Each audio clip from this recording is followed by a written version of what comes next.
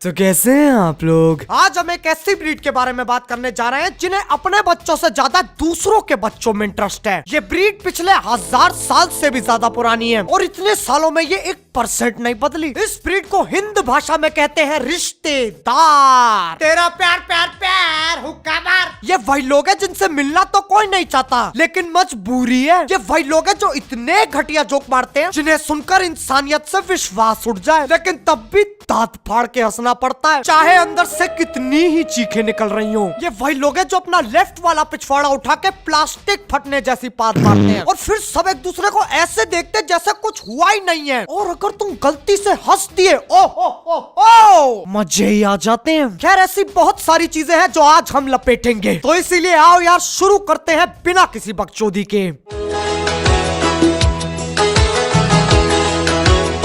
अब इस बुरे अनुभव की शुरुआत होती है जब रिश्तेदार तुम्हारे माँ बाप के साथ बैठे होते हैं और तुम मस्त अपनी ही गुफा में चिल कर रहे हो। इन पंछियों को देख कर हो तेरा तेरा तेरा सुड़सुड़ू, एकदम से आवाज आती है, कमलेश बेटा कमलेश। ये सुनते ही तुम्हारे कान खड़े हो जाते हैं, क्योंकि ये तो स्वयं बाबूजी की आवाज है। तुम उठ के उस जगह जाते हो जहाँ से वो आवाज आ रही है। हाँ जी पापा। बेटा, ये अंकल तुम्हें याद है? याद करो, इनसे तुम कभी नहीं मिले हो। तुम्हारी नजर जाती है उन अंकल पे और वो तुम्हें ऐसे देख रहे होते हैं जैसे 21वीं सदी में डायनासोर का बच्चा देख लिया हो। और फिर उनके मुंह से ये 4 जादुई शब्द निकलते हैं, कितना बड़ा हो गया। अरे है मेरा क्या कितना किसके लिए बड़ा हो रहा है ये जान के आप क्या लो। पर्सनल होने की बहुत ही नाकाम कोशिश है ये। अरे मैं कोई पौधा हूँ जिसे 10 साल बाद देख के कह रहे हो कितना बड़ा हो गया है। अब तुम्हारे पिताश्री तुमसे कहते हैं, बेटा अंकल के पैर छुओ। देखो यार, मुझे पैर छूने में कोई दिक्कत नहीं है ना, मैं अंकल के पैरों की तरफ बढ़ रहा हूँ। मेरी उंगलियां 1 सेंटीमीटर दूर होंगी उनके पैरों से। अचानक से मेरे दोनों हाथ पकड़ लेंगे और बोलेंगे, अरे बस बस बेटा, नहीं नहीं पैर मत छुओ, इसकी क्या जरूरत है। मुझे उससे भी कोई दिक्कत नहीं है, लेकिन ये सुनकर मैं अपने पिताश्री को देखता हूँ, बेटा पैर छुओ। नहीं नहीं बेटा, पैर मत छुओ। छुओ मत छुओ। छुओ मत छुओ।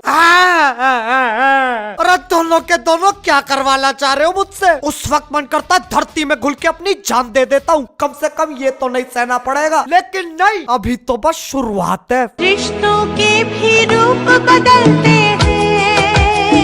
अब शुरू होता है अंकल का सवाल जवाब। क्यों एनी? कौन सी क्लास में हो? लाइफ में क्या चल रहा है? बड़े होके क्या बनोगे? ये मेलेडी इतनी चॉकलेटी क्यों है? कभी ऑनलाइन होटल बुक किया है? कोई गर्लफ्रेंड वगैरह है या फिर कोई फीमेल फ्रेंड? कुछ भी है जो फीमेल से मिलता जुलता हो? जैसे ही बॉयफ्रेंड गर्लफ्रेंड वाला सवाल पूछा जाए तो समझ जाओ तुम्हारी जान को खतरा है और वहाँ से जाने का वक्त आ चुका है। लेकिन उससे पहले अगर तुमने उन्हें ये साबित कर दिया कि तुम्हें पढ़ाई में दिलचस्पी है, तो तुमसे बहुत ही खूबसूरत सवाल पूछेंगे। 10वीं क्लास के बच्चे से पूछा जाएगा, बेटा 7 की टेबल आती है तुम्हें? अगर तुम ना बोलोगे तो तुम्हारी बेइज्जती है, और अगर हाँ बोलोगे तब भी तुम्हारी बेइज्जती है। साला 10वीं क्लास में आके 7 की टेबल पे चढ़ रहा है। अब इस वक्त तुम्हारी हार हो चुकी है और इसे मानने में ही भलाई है। उस वक्त तुम जो भी जवाब दोगे उनकी आंखों में आंखें डाल कर देना, वरना उस दुष्ट प्राणी की कहानियां शुरू हो जाएंगी। बेटा, जब हम तुम्हारी उम्र के थे तो पेड़ के नीचे धार मारने जाते थे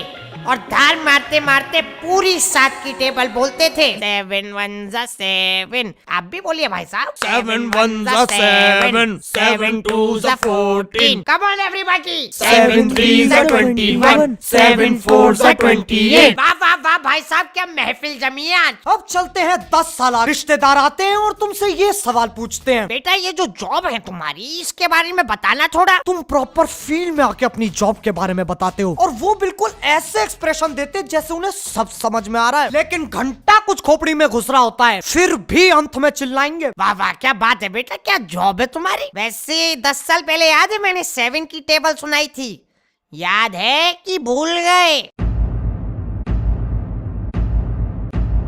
7 1 7 7 2। क्या बेटा सुनाई नहीं दे रहा है? 7 1 7, 7 2 14। वाह वाह क्या बात है बेटा। 7 3 21, 7 4 28। मम्मा नए नए सांचे में ढलते हैं। अब रिश्तेदारों को बच्चों का टैलेंट देखने में पता नहीं क्या मजा आता है। जब भी कोई आए, चलो बेटा नाच के दिखाओ। साले कोठे पे आए हो तुम लोग जो तुम्हें नाच के दिखाओ? नहीं, लैप डांस ले लो ना 50 रुपए प्रति घंटा के हिसाब से। उन्हें बस तुम्हारा कार्टून खींचना होता है। शर्म तो कतई बेच खाई होती है इन लोगों ने। अगर तुम्हें गाना गाना आता है तो नाच के दिखाओ, अगर तुम्हें नाचना आता है तो गा के दिखाओ, और अगर दोनों ही नहीं आते तो नाचते हुए गाओ। बहन लेकिन बकचोदी यहाँ खत्म नहीं होती। बुरे से बुरे, अजीब से गरीब टैलेंट देखने इन लोगों को। तुम कराटे सीखते हो, ये लो तकिया शुरू करो। अपने पैर हेलीकॉप्टर की तरह घुमा सकते हो, घुमाओ घुमाओ। तुम भगते बहुत तेज हो बेटे, 10 तक गिन रहा हूँ, गली का एक चक्कर लगा के आओ।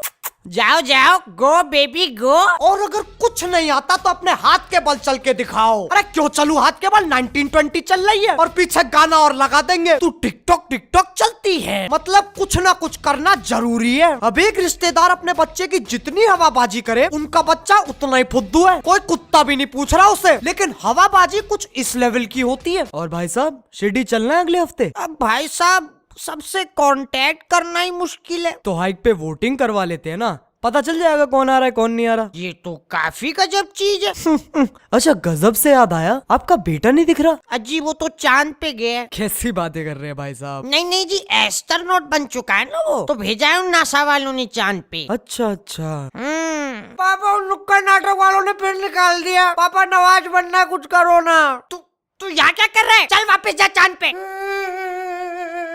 नए खिलाड़ी खेले खेलेंगे।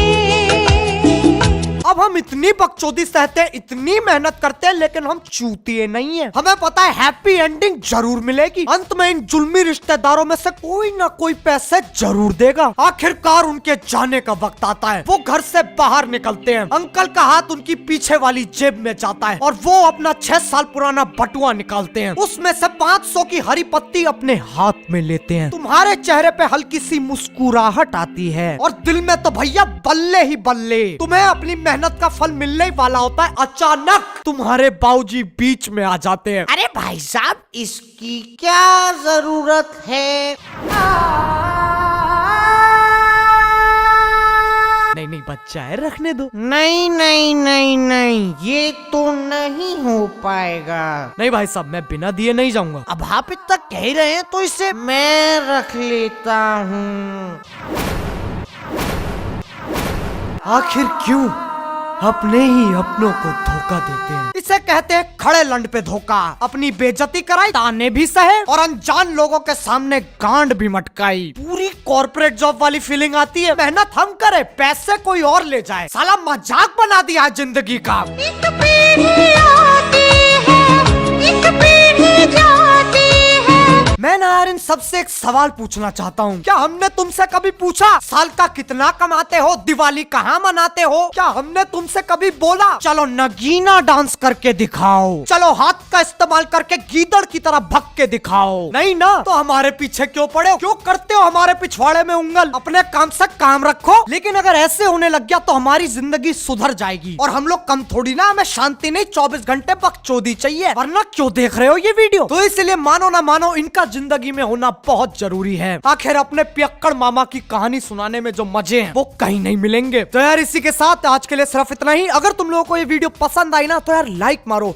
एम करते हैं 50 करोड़ लाइक्स के लिए। मुझे पता है यार कोई बड़ी बात नहीं है, कर दो यार जल्दी। अब अगर तुम लोग नए हो तो यार सब्सक्राइब करो। वो जो लाल वाला बटन है उसके साथ हाथ के बल चलो या फिर सर के बल हेलीकॉप्टर घुमाओ, मुझे नहीं पता, बस क्लिक हो जाना चाहिए। अब मैं भी जा रहा हूँ, घर में मेहमान आए हैं और मुझे 7 की टेबल याद करनी है। बाय। मोहित, अंकल को अपनी पीठ की हड्डी दिखाइयो। क्योंकि सास भी कभी